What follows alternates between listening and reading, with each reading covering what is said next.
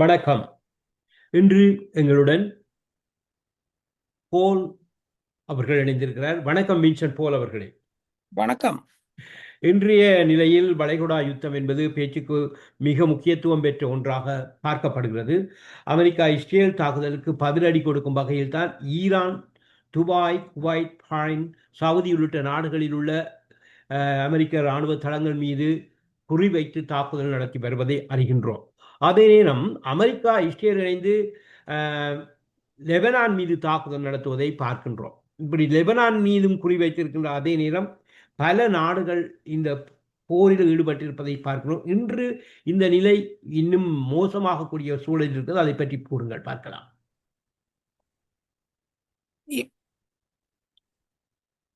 பிந்திய செய்தி என்னன்னு சொன்னால், அமெரிக்காவும் இஸ்ரேலிய படைகளும் தெஹ்ரான், அதாவது ஈரானிய தலைநகரை காப்பெட் பாம்பிங், அதாவது கண்ட இடமெல்லாம் குண்டு பொழிவது என்ற வகையில் செய்கிறார்கள் என்று இப்போது செய்தி வந்திருக்கிறது. இது ஒரு வகை. அடுத்து எதிர்ப்பு கூறுதலுக்கு வருவோம். பாபா வங்கா அப்படின்னு ஒருத்தர் கடந்த நூற்றாண்டில் இருந்தார். பல தடவை அவருடைய கூற்றுக்களை உண்மையான கூற்று கடைசியாக சொன்னது 9/11 தாக்குதல் ஒரு எந்திர பறவை உயரமான கட்டிடத்தில் தாக்குமண்டு. அந்த இடத்துக்கு வரையில நான் சொன்ன வந்த செய்திகளில் பருவறு சொல்கிறேன். அப்ப அவர் சொல்லுகிறார், அதுக்கு பிறகு 2026ஆம் ஆண்டு இந்த மாதிரியான ஒரு மத்திய கிழக்கு அரபு நாடுகளோடு சண்டை வரும், அது உலக போராக மாறும், 3வது உலக போர் வரும் என்று சொல்கிறார். அது மட்டும் பரவாயில்லை, வந்தா பரவாயில்ல. அதன் கடைசியில் வேற்று கிரகத்திலிருந்து மிகப்பெரிய ஒரு ஒரு என்ன சொல்றது, ஒரு பறவையோ அல்லது ஒரு விமானமோ இங்கு வரும் அப்படின்னு சொல்லியிருக்கிறார். இது ஒரு பக்கம். இப்போ நான் கொஞ்சம் முதல்ல சீனாவை சேர்ந்த அந்த அவர் பிஹெச்டி, அவர் முனைவர், அவர் விட்டு போய் பள்ளி மாணவர்களுக்கு ஆசிரியர் இருக்கிறாருன்னா அவருக்கு அதில் தான் கூட ஆர்வம். அவர்களுக்கு தானே அடிப்படையில் கற்றுக் கொடுக்கலாமண்டு. அப்ப அவர் சொன்னவை பல நடந்திருக்கின்றன. ட்ரம்ப் 2வது தடவை வருவார். அது அவர் ஜோசியர் அல்ல, அவர் அரசியல் ஆய்வாளர், சமூக கோட்பாட்டு ஆய்வாளர். ட்ரம்ப் 2வது தடவை வருவார்னு சொன்னார். 2026ஆம் ஆண்டு ஈரான் ஈராக் போர் வரும் என்று சொன்னார். சாரி, இஸ்ரேல் ஈரான் போர் வரும் என்று சொன்னார். அந்த போரின் இறுதியிலே அது உலக போராய் மாறும், அது சில நேரம் நீண்ட நாட்களுக்கு நிலைக்கும், அதிலே உலக அமைப்பே மாறிவிடும். இப்படித்தான் இது போய்கொண்டிருக்கிறது. இதிலே நாங்கள் முன்னர் இந்த செய்திகளை அறிந்தவர்களுக்கு தெரியும், வளைகுடா நாடுகளிலே தங்களுடைய உளவுத்துறையை வைத்து குண்டு வைத்து அதாவது சவுதி அரேபியா, எமிரேட்டு, பஹ்ரைன், கட்டார் போன்ற நாடுகளிலே குண்டுகளை வைத்து திருட்டுத்தனமாக பிரச்சனையை உருவாக்கி அதன் வழியாக அந்த நாடுகளை ஈரானோடு திருப்புவதற்கு இஸ்ரேல் ஏற்கனவே திட்டமிட்டு வைத்திருக்கிறது என்பது டக்கர் கார்ல்சன் சொன்ன செய்தியின் வழியாக சவுதியிலே அவர்கள் பிடித்து வைத்திருக்கும் மொசாட் உளவாளிகளின் வழியாக தெரிய வந்திருக்கிறது. ஆக இங்கே இஸ்ரேலுடைய கடந்த கால வரலாறு பார்த்தீங்கன்னா, ஹமாஸ் அந்த போராளிகளுடைய பேஜர்களிலே அவர்கள் குண்டு வைத்து, பேஜர்களுடைய வெடிமருந்து வைத்து அங்கங்கே வெடித்து அவர்கள் இறந்ததை நாங்கள் கடந்த 2 ஆண்டுகளுக்கு முதல் பார்த்தோம். ஆக இதைவிட ஒரு அமெரிக்காவின் உளவுத்துறையின் முன்னாள் அதிகாரி ஒருத்தர் சொன்ன ஒளிப்பதிவை பார்த்தால், உலகம் முழுவதுமே இந்த இஸ்ரேல் மொசாட் உளவாளிகள் ஆங்காங்கே மறைமுக குண்டுகளை வைத்திருப்பார்கள், தேவையான நேரம் தங்கள் தேவை கருதி அதை வெடிக்க செய்வதற்கு அப்படின்னு சொல்வார்கள். நீங்கள் பார்த்தீங்கன்னா, இந்த தமிழ்நாட்டின் அந்த இளைநடிகர் விஜய் இருக்கிறார்களா, அவருடைய ஒரு படம் வந்திருந்தது, ஸ்லீப்பர் செல்ன்னு அதில் ஒன்று சொல்வார்கள். அதாவது ஒரு ஆள் மறைமுகமாக இருப்பார், சொல்லும் போது அவர் தாக்குதலை செய்வார். அதே மாதிரியான தாக்குதல்கள் நடக்கும் என்று மொசாட் வழியாக நடக்கும் என்று அவர்கள் சொல்கிறார்கள். இதுவே இன்னொரு பக்கம் இருக்கிறது. 2013ஆம் ஆண்டு ட்ரம்ப் வெல்வதற்கு முதல் டெமோக்ராட்டிக் கட்சி சார்ந்தவர்கள் அமெரிக்காவுக்குள்ளே ஏறக்குறைய 70,000க்கு கிட்டவான ஈரானிய சிலிப்பசர்களை உள்ளே விட்டிருக்கிறார்கள் என்ற செய்தியும் ஊடகங்களே, பெரும்பாலான ஊடகங்களே வந்திருக்கிறது. ம்ஹும். இதை வைத்துக்கொண்டு தொடர்வோம். இது எப்படி இருக்கட்டும். இன்று இருக்கின்ற போர் சூழல், இப்பொழுது வளைகுடா நாட்டுகளில் நடைபெறுகின்ற இந்த போர் சூழல் உலக நாடுகளை எந்த அளவுக்கு பாதிக்கும் என்று நினைக்கிறீர்கள்? உலக நாடுண்டா எந்த நாட்டை சொல்ல? உண்மையிலேயே இப்பொழுது இதனால் பெட்ரோல், டீசல் இவற்றுக்கான விலை அதிகரிப்பு இருக்கிறது, பொருளாதாரத்தால் பாதிப்பு இருக்கிறது. அதே நேரம் அந்த கண்டிப்பா ஜலசந்தியூடாக வருகின்ற பாதைகளை தங்களுடைய கட்டுப்பாட்டுக்குள் ஈரான் கொண்டு வரப் போவதாக ஒரு நடவடிக்கை எடுக்கப் ஈரான் போவதாக கூறப்படுகிறது. ஏற்கனவே தடை செய்து விட்டது. ஹொர்முஸ் ஹோர்முஸ் என்ற அந்த ஹோர்முஸ் முனை. ஜலசந்தியை ஆமா. அவர்கள் தடை செய்து விட்டார்கள். ஏனென்றால் அதனுடைய பெரும்பாலான கடல் பரப்பு அவர்களுடைய பக்கத்திலே இருக்கிறது. மற்ற பக்கத்தில் சவுதி இருக்கிறது, அல்லது இந்த சின்ன சின்ன வளைகுடா நாடுகள் இருக்கின்றன. அவர்கள் தடை செய்து விட்டார்கள். அந்த பகுதியூடாக கடந்த வாரம் முழுவதுமே ம். ரஷ்யாவுடையவும் சீனாவுடைய கப்பல்கள் மட்டும்தான் சென்று வருகின்றன. ஆம். அதற்கு இடையே சில கப்பல்கள் தாக்கப்பட்டு அழிக்கப்பட்டிருக்கு. எண்ணெய் கப்பல்களும் சரக்கு கப்பல்களும் தாக்கப்பட்டு அழிக்கப்பட்டிருக்கின்றன. ம். ஒரு 3 நாளைக்கு முன்னாலே வந்த செய்தி, ஒரு சீனாவினுடைய சரக்கு கப்பல் தலைமை மாலுமி அவர் சொல்கிறார், எனக்கு முன்னாலே இருக்கும் கடிகாரம், அதாவது வந்து இந்த 1 2 3 ஓடக்கூடிய கடிகாரம் அப்படியே சுத்தி கொண்டிருக்கிறது. ம். எங்களுடைய ஜிபிஎஸ் வேலையே செய்யவில்லை. ஆமா. அந்த அது என்ன சொல்ல வருகிறேன் என்றால், பாரசீகம், நான் ஒரு ஈரான் புகழ்பாடி அல்ல, வரலாற்றை புரிந்து கொள்ள வேண்டும்.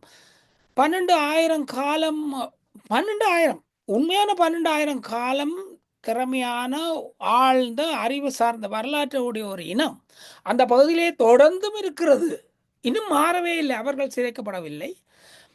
அவர்களுடைய அறிவுத்திறன் மிக அதிகம். அவர்கள் இந்த தாக்குதல் நேரங்களில் செய்ததை இந்த ஸ்காட் ரிட்டர் போன்ற அமெரிக்க இராணுவ ஆய்வாளர்கள் சொல்கிறார்கள்.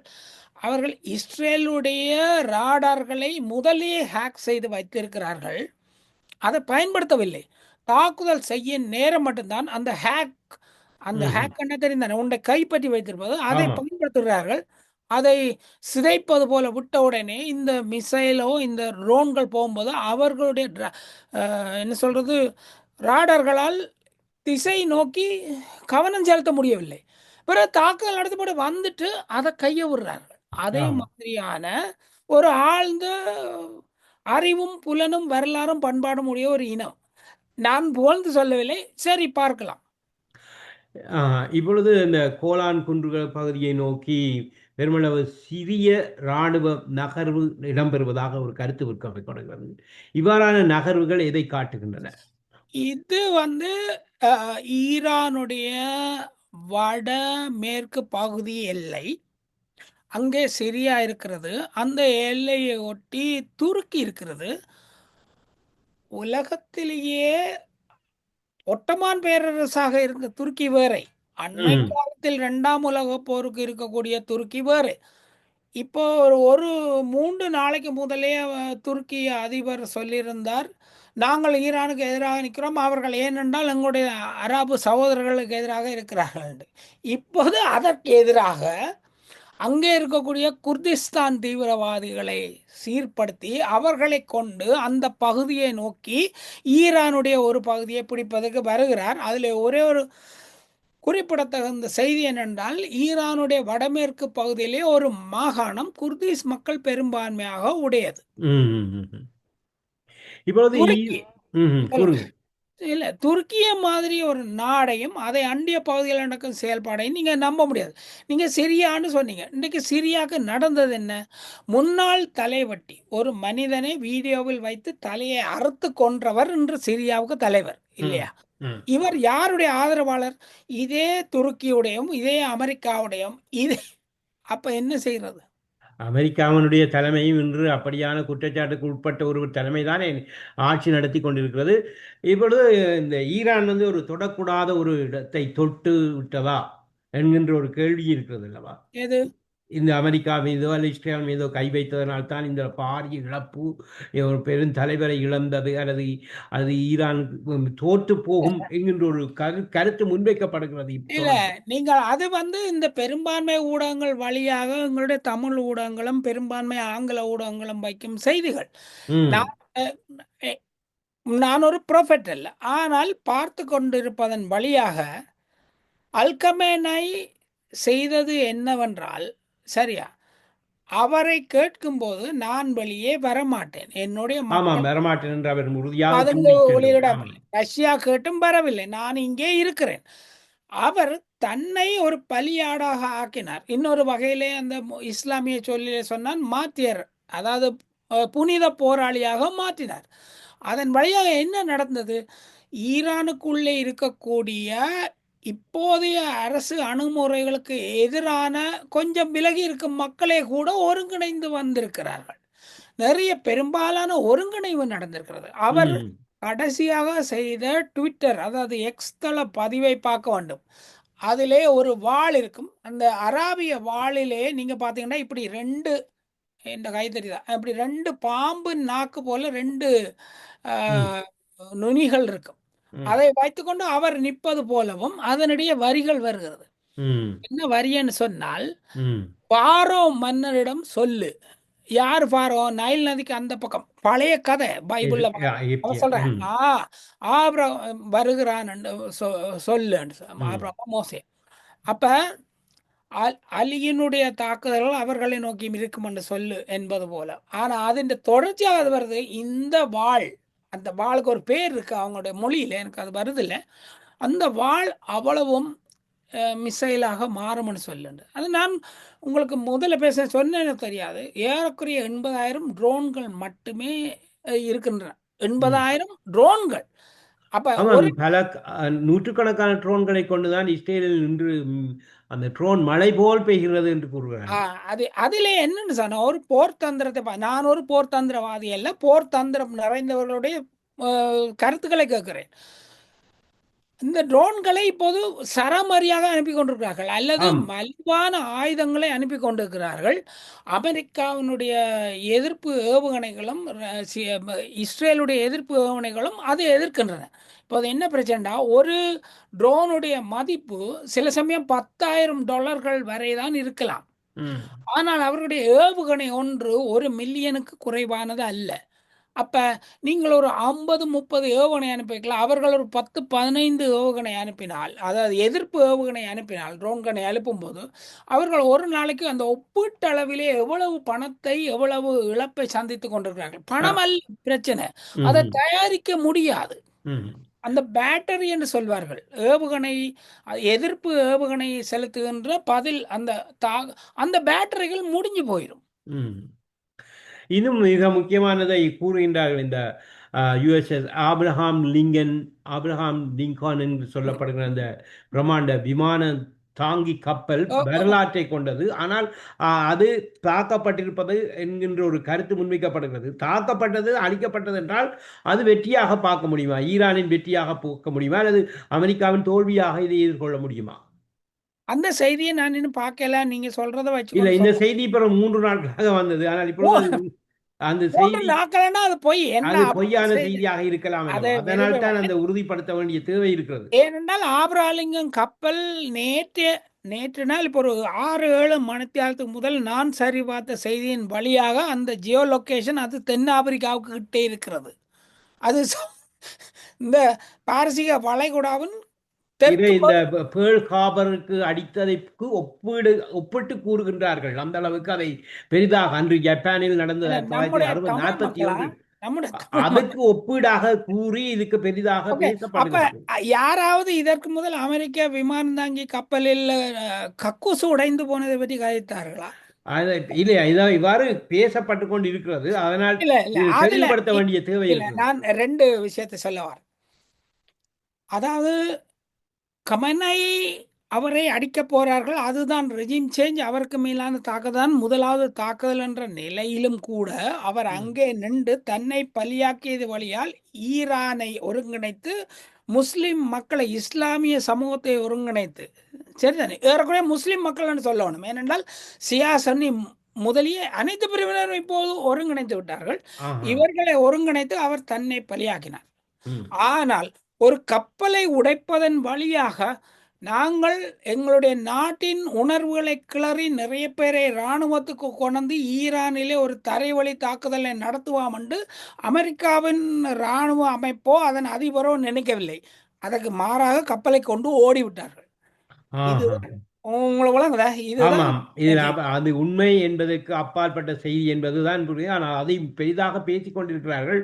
இதே நேரம் இப்பொழுது அந்த 2000 கிலோமீட்டர் ரேஞ்ச் இஸ்ரேல் மீது சக்தி வாய்ந்த ஆபத்தான பாலிஸ்டிக் ஏவுகணையை ஈரான் அனுப்பி கொண்டு அதனால் போர் பதற்றம் அதிகரித்துக் கொண்டிருப்பதாக பத்தா கூறப்படுகிறது. ஆகவே அது இந்த உண்மையான செய்தி எது, பொய்யான இந்த செய்தி? பட்டாவை தாக்கிட்டு இருந்து பல வீடியோக்கள் வந்தது. நானும் ஒவ்வொன்றையும் இப்போ எங்களுடைய மக்களுக்கு சொல்ல வேண்டியது, நீங்கள் பார்க்கும் செய்தி உண்மையானது அல்ல. இன்று ஆர்டிஃபிஷியல் இன்டெலிஜென்ஸ் என்று சொல்லக்கூடிய என்பதன் ம், ம். வழியாக ஒருவர் ஒரு வீடியோவை எடுத்து போட்டுக்கொண்டு இந்த வீடியோ போய் ஈரானில் தாக்குவது வழியாக காட்டு என்று சொன்னால் அது செய்ய போகுது. அப்போ அதை பார்த்துவிட்டு எங்களுடைய செய்தி ஊடகங்கள் வரைக்கும் செய்தி வெளியிட்டு கொண்டு இருக்கிறார்கள். ம், ம், ம். நான் இன்னும் உறுதிப்பட்ட செய்தி பார்க்கவில்லை. ஆமாம். இப்ப அது ஒரு சூப்பர்சோனிக். இப்ப அதை இன்னொரு வகையில சொன்னால் நான் இப்படி சொல்றேன். குப்பையான சின்ன ஆயுதங்களைத்தான் ஈரான் இப்போது அனுப்பி கொண்டிருக்கிறது. இவை இருக்கக்கூடிய எதிர்ப்பு ஏவுகணைகளை செயலிழக்க அல்லது நலிவடைய செய்கின்றன, களைத்து போக வைக்கின்றன. சரியா? ஆஹா. ம். அதற்கு பிறகு இதெல்லாம் பழைய ஆயுதங்கள். இதற்கு பிறகு ஈரான் அது அடுத்த கட்ட ஆயுதங்களை ஏவும். ம், அது ஏவுகணைகளா இருக்கும், ட்ரோன்களா இருக்கும். அது ஒரு இலக்கை நோக்கி போகும். அது தாக்கப்பட்டாலுமே இந்த அந்த என்ன சொல்றது, சூப்பர்சோனிக் அல்லது கண்டம் விட்டு கண்டம் ஏவாயும் அந்த மாதிரியான ஏவுகணைகளை அது கடைசி கட்டத்தில் ஏவும். அது இப்போது உடனே நடக்காது. நீங்கள் அதை என்னுடைய பார்க்கின்ற தமிழ் மக்கள், இந்திய தமிழ், இலங்கை தமிழ் மக்கள் புரிந்து கொள்ள வேண்டும். செஸ் விளையாட்டை கண்டுபிடித்தவர்கள் பாரசீகர்கள். ஆனால் சரி, இந்தியர்கள் என்று தான் கூறுவார்கள் அநேகமா. அதையெல்லாம் சொல்லிட்டு இருங்க. நாங்க என்ன செய்யறோம்? ஜோசியத்தை கண்டுபிடித்தவர்கள் பாரசீகர்கள். நான் ஆஹா. ஒரு ஜோசியர் இயல்பில். ம், சரிதானே? ம். அதாவது அந்த பல காம்பினேஷன்களை வைத்துக்கொண்டு சிந்திக்கும் திறனுடையவர்கள். இன்னொரு வகையில சொன்னா மிகவும் இதுவரைக்கு 12,000 கால வரலாற்றிலே பாரசீகம் தன்னுடைய எல்லையை விட்டு இன்னொரு நாட்டுக்கு பக்கத்திலே படையெடுத்து போனதில்லை. ம், ம், ம். இது என்ன சொல்லுகிறீங்க? அதாவது நான் இருக்கிறேன், என்னை விடுங்கள். இதுதான் பிரச்சனை. இதுதான் அவர்களுடைய அறிவு முறை. உங்களுக்கு ஒரு வகையில சொல்றேன். எல்லாருக்கும் தெரியும், ஆ, ஈரான் ஒரு முஸ்லிம் நாடு, இஸ்லாமிய நாடு, ஆமா. ஷியா. ஆனால் அங்கே 1800க்கும் மேற்பட்ட கத்தோலிக்க தேவாலயங்கள் உள்ளன. ஒரு மெட்ரோ ரயில் நிலையத்துக்கு பேர் மேரி மாதா ரயில் நிலையம். அதாவது தமிழில் புரிவதற்காக சொல்கிறேன். அது மிக அழகாக இருக்கும். நீங்கள் யூடியூப்பில் போய் தேடி பார்க்கலாம், கூகுளில் ம். போய் தேடி பார்க்கலாம். அப்படி ஒரு சமத்துவம் வாய்ந்த நாடு. தவறான புரியர்கள், தவறான பரப்புரைகள், தவறான ஊடகங்கள், இதான் பிரச்சனை. இதே நேரம் இப்பொழுது அந்த ஈரான் போன்ற நாடுகளுக்கு கூடுதலாக சைனா, சீனா, ரஷ்யா, கொரியா, சவுத் கொரியா ஆகிய நாடுகளினுடைய ஒத்துழைப்பு இருப்பது, அவர்கள் ஆதரவாக இருப்பார்கள் என்று கூறுவார்கள். அவர்களுடைய ஆதரவு இந்த ஈரானுக்கு இன்றைய போர் சூழலில் எவ்வளவுக்கு கிடைக்கிறது, எப்படி கிடைக்கிறது நினைக்கிறீர்கள்? இந்த குறைபாட்டை கிடைக்கின்றதா நான் என்கின்ற சமூக கேள்வி. வலைத்தளங்களில் பார்த்தேன். அதை போட்டு ரஷ்யா, சீனாவை திட்டி எல்லாம் எங்களுடைய தமிழ் பக்கங்களில் எழுதியிருந்தார்கள். எனக்கு வேடிக்கையாக இருக்கிறது. சீனா ஏற்கனவே அறிவித்து கொண்டே கப்பல்களை தாக்கும் ஏவுகணையை ஈரானுக்கு கொடுத்து விட்டது. வழங்கி இருப்பதாக. சரியா? கடந்த மாதம் முழுவதும் ஒரு நாளுக்கு 3 ஹெலிகாப்டர்களும் ஒரு 4-5 பலூகாஸ், அந்த மிகப்பெரிய பாரம் தாங்கி விமானங்களும் ரஷ்யாவிலிருந்து அங்கே இறங்கி போயின. நேற்று வடகொரியாவிலே நேரடியாக விளாடிமிர் புட்டின் போய் இறங்கி கிம் ஜாங் உன்னோடு பேசிட்டு வந்திருக்கிறார். அதாவது இதை எப்படி பார்க்க வேண்டும் என்றால், ஏன் இவர் போகணும் என்றால், தொலைபேசி வழியாக பேசினால் மற்றவர்கள் ஹேக் பண்றதுக்கு வாய்ப்பு இருக்கு இல்லையா? அதனால நீங்க நேர போய் இப்படி நடந்தால் இப்படி, இப்படி நடந்தால் இப்படி என்பது போல அவர்கள் செய்திகளை பரிமாறிக்கொண்டு வந்திருக்கிறார்கள். நிறைய என்னுடைய வேலைத்தல நண்பர் ஒருத்தர் சொன்னார், அண்ணா அந்த வடகொரியா இருக்கிறதால என்ன பயன்? நான் சொன்னேன், தம்பி ஒருக்கா வரைபடத்தை பாரு. வடகொரியா எங்க இருக்குன்னு சொன்னால் அமெரிக்காவுக்கு பக்கத்துல இருக்குது. நிறைய ம் பேருக்கு தெரியாது. ம் எல்லாரும் நினைக்கிறது ஜப்பானுக்கு பக்கத்துல இருக்கு. இல்ல, ஜப்ப- வடகொரியா அமெரிக்காவுக்கு அப்படித்தான் பக்கத்துல. நான் நினைக்கிறேன். அமெரிக்கா தூரத்தில் இருக்கிறது, ஜப்பான் தூரத்தில் இருக்கிறது. ஆனால் ஜப்பானுக்கும் அமெரிக்காவுக்கும் இடையில் ஒரு சின்ன தீவு இருக்கிறது, ஹவாய் தீவு, நடந்து அதான். போன தூரத்தில். அப்ப வடகொரியாவில் இருக்கக்கூடிய ஆயுதங்கள் எளிதாக அமெரிக்காவை தாக்கக்கூடும். அப்ப அந்த பக்கங்கள் இருக்கின்றன. இதை தவிர ஒரு செய்தியை சொல்லுவோம். வடகொரிய அதிபர் 3-4 நாட்கள் இந்த ஈரான் தாக்குதல் நடந்த உடனே அவர் செய்த வேலை என்னென்றால், தன்னுடைய 13 வயது மகளை தன்னுடைய தலைவராக அறிவிக்கிறார். அறிவிக்கும் போது ஒரு ஆயிரக்கணக்கான மக்களை திரட்டி வைத்து, இந்த உலகத்திலே கடைசியாக இருக்கக்கூடிய ஒரு தொடர்ந்து வரும் தலைவர், அதாவது வந்து என்ன சொல்கிறேன், ரெஜிம் சேஞ்ச் இல்லாமல் அல்லது ஜனநாயக வழி இல்லாமல் இருக்கக்கூடிய தலைவர் நான் தான்னு சொல்லும்போது அந்த மக்கள் அழுகிற, அது செயற்கையோ இயற்கையோ எனக்கு தெரியாது, ஆனால் அழுகிற காட்சி வருகிறது. இதற்கு அடுத்த நாள் தான் புட்டின் அங்கே போய் வருகிறார். ஏன்னா அவர் முன்னெச்சரிக்கையாக அதை செய்கிறார்.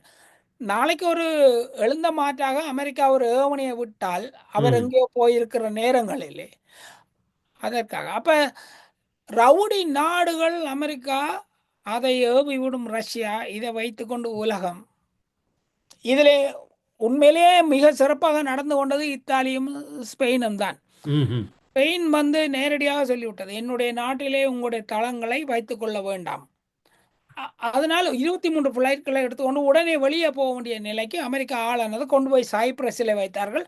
சைப்ரஸுக்கு ஈரான் தாக்குதலை மேற்கொண்டது.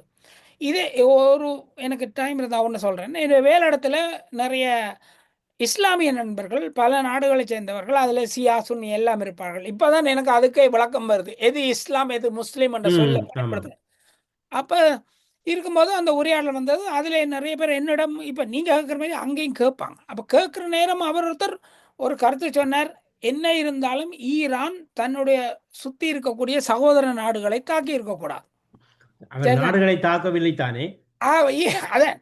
அப்ப அதிலே வந்து உண்மையிலேயே எனக்கு வழக்கத்துக்கு மாறாக நிறைய நாட்களாக ஒரு கோபமே வராது, எனக்கு கோபமே வந்து விடுற அளவுக்கு இருந்தது. கேட்டால் அவர் விளக்கம் சொல்றார். இஸ்லாமிலே 2 பிரிவு இருக்கிறது. முஸ்லிம் மக்கள் 2 பிரிவாக ஆமாம், இருக்கிறார். சுனி முஸ்லீம் அண்ட் சரி. ஷியா முஸ்லீம். ஆனா என்ன நடந்ததுன்னா, அந்த சம்பவத்துக்கு பிறகாக நிறைய என்னென்றால் என்னை சுற்றி இருக்கக்கூடிய வேலைத்தள நண்பர்கள் ம- ஒரு 2 பேரை தவிர யாருமே ஈரானில் இருந்து இல்லை. எல்லாருமே சுற்றி இருக்கக்கூடியவர்கள், எல்லாருமே சன்னி முஸ்லிம்கள். ஆனால் அவர்களில் ஒரு பெரும்பால் 90 விழுக்காடு ஆனவர்கள் இன்றைக்கு ஈரானுக்கு ஆதரவு நிலைப்பாட்டை நோக்கி வந்து விட்டார்கள். அடிப்படை உண்மை என்னவென்றால், அது ஈரான் முஸ்லிம் இஸ்லாம் என்பது அல்ல. இப்போ இதில் இன்னொன்று சொல்ல வேண்டும், சொல்லலாமா தெரியல, தேவையில்லைண்டா வெட்டுங்க. எங்களுடைய தமிழீழ மக்கள் இருக்கிறார்கள் தானே, ம் செஞ்சோலை படுகொலை செய்யப்பட்டது. அதை யாரும் கேட்கவில்லை. ம் ஈரானிலே 167 குழந்தைகள் குழந்தைகள். கொல்லப்பட்டதை கேட்கிறார்கள். இந்த ஈரான் எங்களுக்கு எதிரான போரிலே இலங்கைக்கு எண்ணெய் வழங்கியது, ஆமாம். அவர்கள் செத்தொழியத்தான் வேண்டும் அப்படின்னு சொல்லிக் கொண்டு இருக்கிறார்கள். ஆனால் உண்மை என்னென்றால், நாங்கள் அறிவுடையவர்களாக மனிதர்களாக முதிர்ந்தவர்களாக இருந்தால் எங்கே எப்போது தவறு நடந்தாலும் அது தவறு என்று சொல்ல வேண்டியதுதான் எங்களுடைய கடமை. அதை ம் முடிந்தால் நிறுத்த வேண்டியது எங்களுடைய கடமை. முன்னர் ஒருத்தர் தவறு செய்தார், அவர் பிழை செய்தார். கடந்த ஆமாம். கால இந்த ஈரான் கூட இந்த தங்கள் நாட்டிலே புரட்சிகளை ஏற்படுத்த முயன்ற கம்யூனிசவாதிகளை கொன்றளித்தது வரலாறு இருக்கிறது. இப்படி பல செய்திகள் இருக்கின்றன. ஆனால் இன்று மனிதர்கள் கொல்லப்படும் பொழுது, அவர்களுடைய இரத்தம் அந்த மண்ணில் சிந்தப்படும் பொழுது, மனிதர்களாக இருக்கின்றவர்கள் நாம் அதற்கு எதிரான குரலை எழுப்ப வேண்டிய தேவை இருக்கிறது தானே. அதை இப்ப நீங்க சொன்னபடியாக தான் அதையும் சொல்ல வருவோம். இப்ப பாரசீகம் வந்து பல பரிமாணங்களை 12 நூற்றாண்டுகளாக எடுத்து வந்தது. உலகப்போர் துவங்குற நேரத்தில் இந்த ஃபலாவி என்றவர் வந்துதான் அந்த பாரசீகத்தின் நடுப்பகுதியை கைப்பற்றி அவருக்கு அந்த சூழல் கை கொடுக்கும்போது 1941 அதை கைப்பற்றி அதற்கான தலைவராக, சர்வாதிகார தலைவராக ஆகி 1979 வரைக்கும் இருக்கிறார். இந்த ஆமாம் 79 இவர் புரட்சியினூடாக வந்தவர் தான் ரத்னவேல். இல்ல கொமெனி இல்ல பலாவியை பத்தி நான் கதைக்கிறேன். ம் அப்ப 1941 வரைக்கும் 79க்கும் எவ்வளவு காலம் சொல்லுங்களேன், 35 34 வருஷம் இல்லையா? ஆமாம்.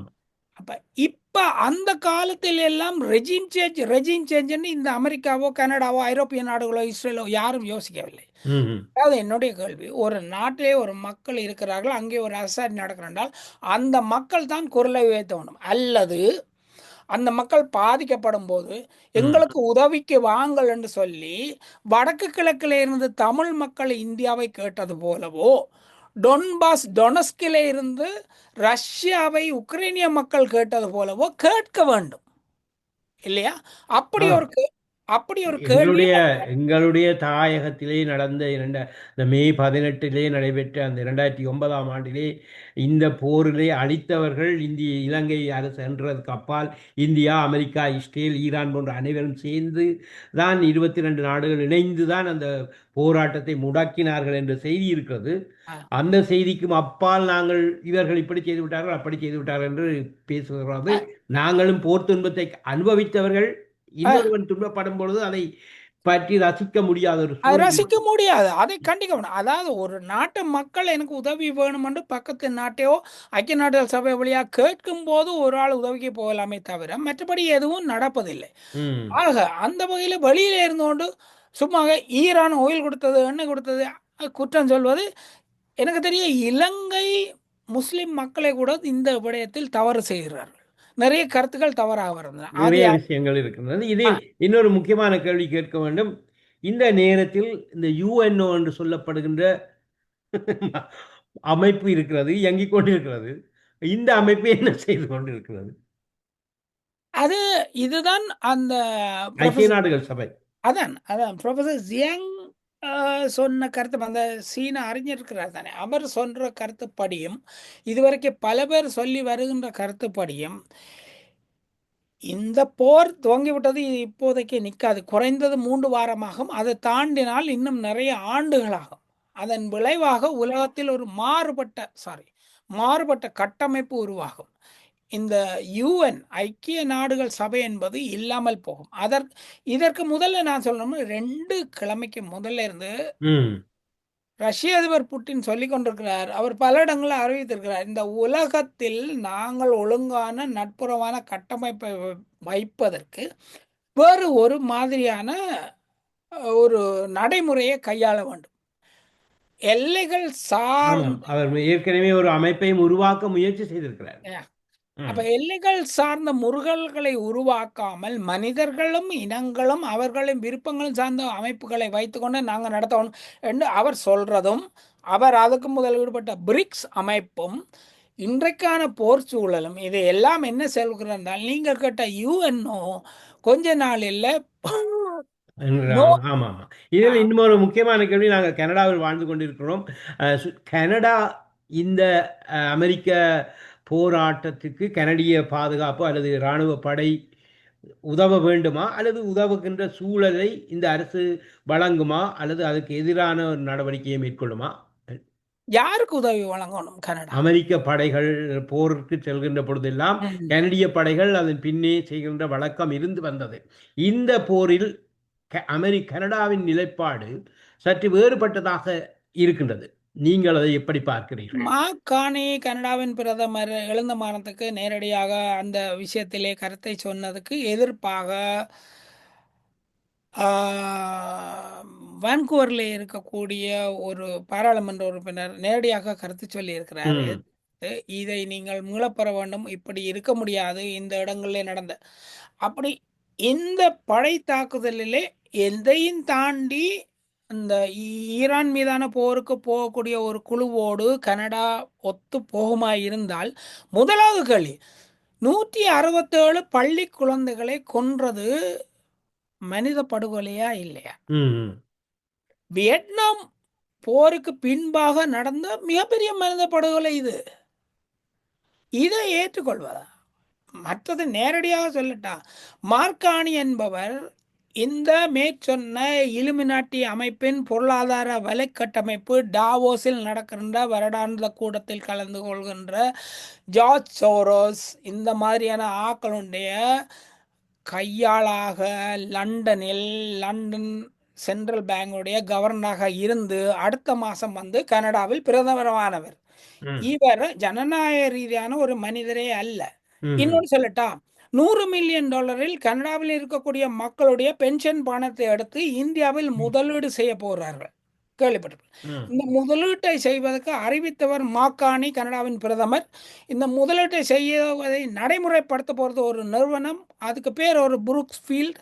அது கனடிய நிறுவனம், ஆனால் அதன் சொந்தக்காரர் மாக்கானி. ம், ம், ம், ம்.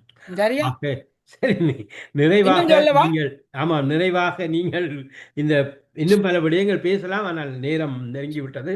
நிறைவாக நீங்கள் கூற வேண்டி அல்லது நான் கேட்காத சில விடயங்கள், நீங்கள் கூற வேண்டிய விடயங்கள் மனதுக்குள் இருக்கலாம், அவற்றை கூறுங்கள். கூறிய வண்ணம் நாங்கள் நிறைவு செய்யலாம். ஒன்றுமில்லை. நிகழ்ச்சியை பார்க்கும் தமிழ்நாட்டு, ஈழத்து, கனடாவில் இருக்கக்கூடிய புலம்பெயர் நாடுகார தமிழ் மக்கள், நாங்கள் பார்த்து கொண்டிருக்கும் தொலைக்காட்சியில் வரும் செய்தி உண்மை என்று நம்பக்கூடாது. மாற்று ஊடகம் எது என்று பார்க்க வேண்டும். இந்த மாற்று ஊடகம் தமிழில் கிடைப்பது அரிதுதான். நீங்கள் முடிந்தால் நீங்கள் கீழே போடலாம் அதுக்கான தொடர்புகளை. நான் திரும்ப திரும்ப சொல்கிறேன், ஏன் ஒரு அமெரிக்க செனட்டரை கூட நேற்று முந்தின நாள் சொல்லிக்காரு, ஆர்டியில் போய் பாருங்கள், அல்ஜிசீராவில் போய் பாருங்கள் சொல்கிறேன். டெலிகிராம் போன்ற ஆப்களில் போய் பாருங்கள், அதன் வழியாக உண்மைகளை தேடுங்கள், அல்லது ஒரு வலைப்பின்னலை உருவாக்கி அதன் வழியாக தேடுங்கள். தெரிந்த கண்ணுக்கு முன்னால் வருவது எல்லாம் உண்மை அல்ல. அதை அதை உண்மை என்று நம்பி, அதை செய்தியாக நம்பி, அதை கருத்து பருப்பாக சொல்வது நல்லதல்ல. அதைத்தான் எங்களுடைய தமிழ் மக்கள் புரிந்து கொள்ள வேண்டும். நன்றி, மிக்க நன்றி. நிறைய விடயங்கள் இந்த இடத்திலே பேசியிருக்கிறோம். எங்களோடு பல விடயங்களை பகிர்ந்து கொண்டமைக்கும், ஈரான் இன்றைய சூழலில், இந்த போர் பதற்ற சூழலில் எவ்வாறு உலகம் இயங்கிக் ஒன்று கொண்டிருக்கிறது சொல்லலாமா? கூறுங்கள். ப்ரொஃபஸர் மராண்டி என்னும் ஒரு ஈரானிய பேராசிரியர் இருக்கார். அவர் போரிலே பங்கு பெற்ற இராணுவ அதிகாரி. அவர் பிறகு பேராசிரியராக வந்து செய்தி சொல்வார். அவர் நேற்று முந்த நாள் அந்த செய்தி நடந்த உடனே சொன்னார், கொமைனி தாக்குதலுக்குள்ளாகி இருந்தார், அந்த தாக்குதலுக்கு நான் இறந்தாலும் பரவாயில்லை என்று இருந்தார். அவர் இப்போது இந்த பக்கத்திலே இயேசுவோடையும் இந்த பக்கத்திலே அல்லாவோடையும் நடுவிலே இருப்பார் என்றார். இதைத்தான் அடிப்படையாக புரிந்து கொள்ள வேண்டும். ஆமாம், இது எங்களுடைய நம்பிக்கைகள் தான் எல்லாமே. நம்பிக்கை இல்லை, ஒரு மனிதன் தன்னுடைய மக்களுக்காக தன்னை பலி கொடுக்கிறான் இல்லையா, அதன் அடிப்படை அந்த அளவு உயரத்துக்கு போகும். நன்றி, மிக்க நன்றி. மீண்டும் பேசிக்கொள்வோம். நன்றி, வணக்கம். நன்றி.